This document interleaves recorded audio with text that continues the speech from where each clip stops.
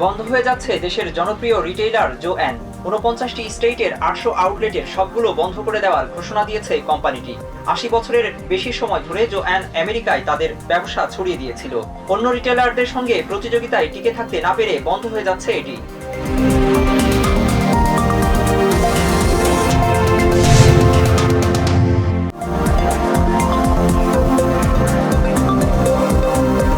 $৫ million বিনিময়ে ধনী বিদেশিদের আমেরিকার নাগরিক হওয়ার সুযোগ দিচ্ছেন প্রেসিডেন্ট ডোনাল্ড ট্রাম্প। এজন্য অবশ্য তাদের গোল্ড কার্ড কিনতে হবে। মঙ্গলবার ওভাল অফিসে কয়েকটি নির্বাহী আদেশে সই অনুষ্ঠানে ট্রাম্প বলেন, এই কর্মসূচির আওতায় গ্রিন কার্ডের সমস্ত সুযোগ সুবিধা পাবেন গোল্ড কার্ডধারীরা।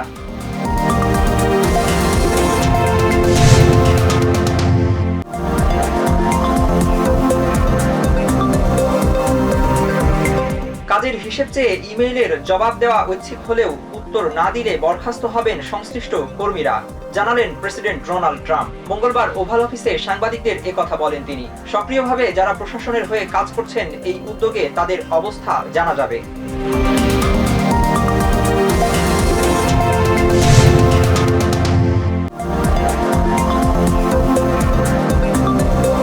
বৈষম্য বিরোধী ছাত্র আন্দোলন থেকে বেরিয়ে আসা সাবেক সমন্বয়কদের নেতৃত্বে আত্মপ্রকাশ করেছে নতুন ছাত্র সংগঠন বাংলাদেশ গণতান্ত্রিক ছাত্র সংসদ।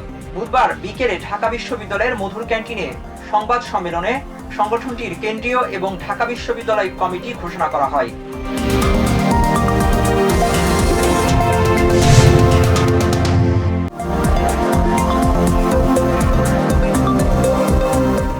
বাংলাদেশে চলমান পরিস্থিতিতে জনগণকে আইন নিজের হাতে তুলে না নেওয়ার আহ্বান জানিয়েছেন স্বরাষ্ট্র উপদেষ্টা জাহাঙ্গীর আলম চৌধুরী। বুধবার সাভারে এক অনুষ্ঠানে এই আহ্বান জানান তিনি বলেন, মানুষের নিরাপত্তায় সারা দেশে পুলিশ সহ নিরাপত্তা বাহিনী একসাথে কাজ করে যাচ্ছে।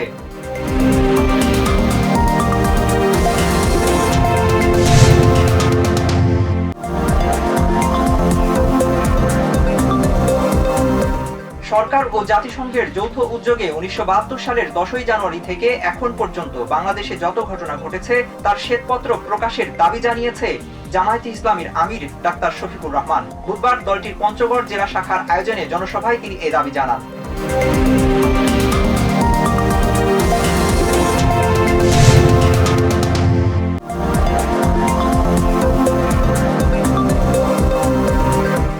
ব্যাংক থাকুক আর নাই থাকুক, গ্রাহক তার টাকা পাবেন বলে আশ্বস্ত করেছেন বাংলাদেশ ব্যাংকের governor doctor Ahsan H Mansur. বুধবার ব্যাংকটির প্রধান কার্যালয়ে সংবাদ সম্মেলনে তিনি একথা বলেন, জানান দেশের অর্থনীতি আরও ভালো অবস্থানে নিতে কাজ করছে কেন্দ্রীয় ব্যাংক।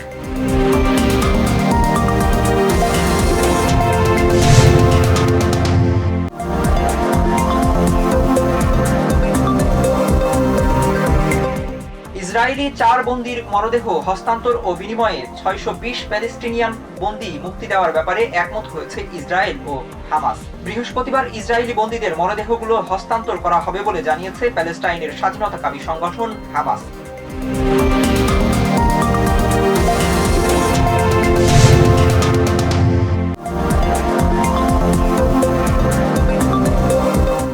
আফ্রিকার দেশ ডিআর কঙ্গোর একটি অঞ্চলে ছড়িয়ে পড়া অজ্ঞাত রোগে এখন পর্যন্ত ৫৩ জনের মৃত্যুর খবর দিয়েছে WHO।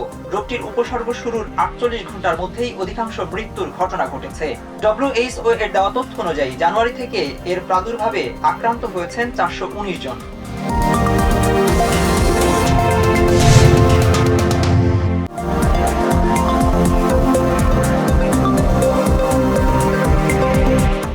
ভারত ম্যাচ সামনে রেখে শুক্রবার ক্যাম্প শুরু করবে বাংলাদেশ দল। প্রস্তুতি না থাকলেও হামজা চৌধুরী ও ফাহমিদুল ইসলামের মার্চেই জাতীয় দলে যোগ দেওয়ার কথা জানিয়েছেন টিম ম্যানেজার আমির খান। আগামী ২৫ মার্চ শিলংয়ে ভারতের মুখোমুখি হবে বাংলাদেশ।